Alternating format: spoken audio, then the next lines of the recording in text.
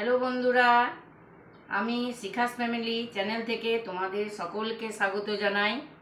আজ একাদশীর আগের দিন, তাই নিরামিষ রান্না হবে।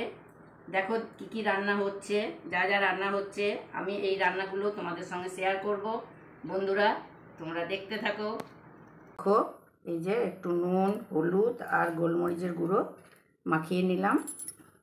পটলে ভালো করে আমার মাখানো হয়ে গেছে। এবার কড়াই গরম হয়ে গেছে, কড়াইয়ে তেল দেবো। কড়াইয়ে তেল দিচ্ছি।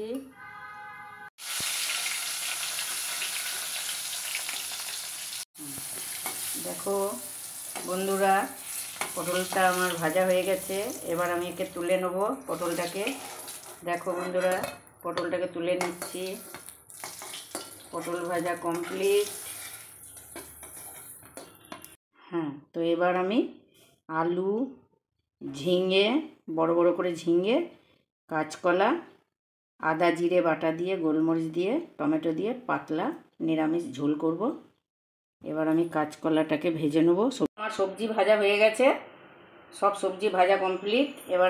এবার মশলাটা কষিয়ে নিলাম সবজিটা দিয়ে।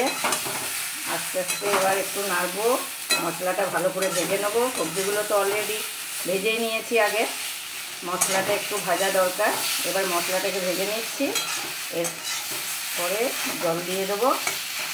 তারপরে ঝোলটা যখন ফুটে আসবে তখন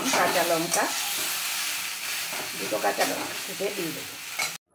তো আমার নিরামিষ পাতলা ঝোল, কাঁচকলা, ঝিঙে, টমেটো, আলু দিয়ে পাতলা ঝোল রেডি। এবার আমি পোস্তর বড়া করব।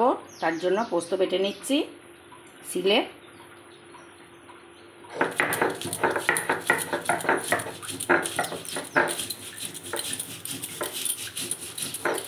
পোস্তটা আমার বাটা হয়ে গেছে।